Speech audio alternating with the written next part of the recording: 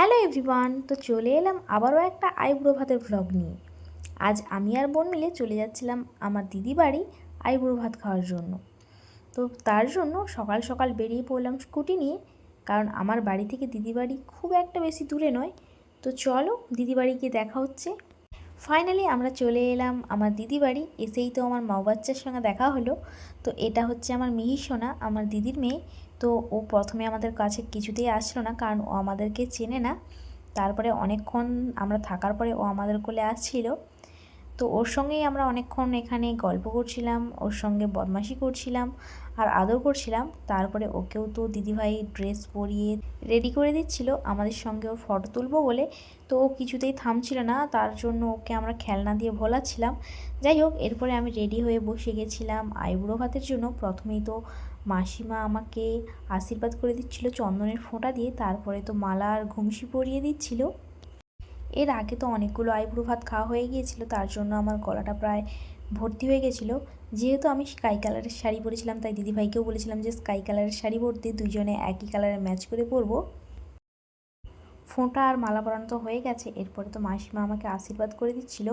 মাসিমা আশীর্বাদ করার পরে তো আমাকে জিজু চন্দনের ফোঁটা আর ধান দুলফা দিয়ে আশীর্বাদ করে দিচ্ছিল।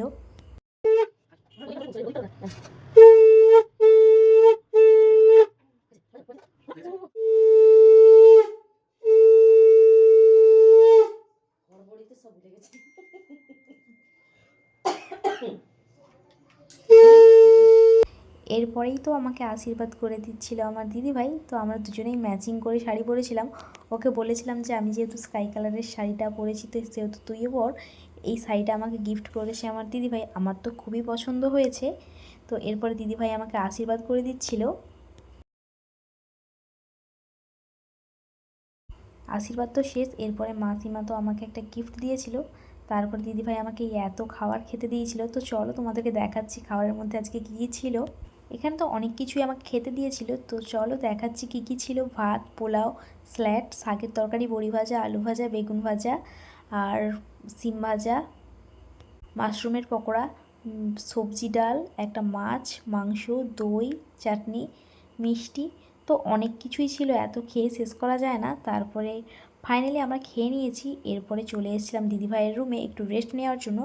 আমি তো আয়নার সামনে একটু ভিডিও আর ফটো তুলছিলাম। তো যাই হোক, এইসব দিনগুলো আমার সারা জীবন মনে থাকবে স্মৃতি হিসেবে। তো খুবই ভালো লাগলো আজকের দিনটা। তো চলো, আমার ভ্লগটা তোমাদের কেমন লাগলো অবশ্যই আমাকে কমেন্ট করে জানিও। আর ভালো লাগলে লাইক, কমেন্ট, সাবস্ক্রাইব করতে ভুলো না। তো তোমাদের সঙ্গে দেখা হচ্ছে অন্য কোনো অ্যানাদার ভ্লগে। Thanks for watching.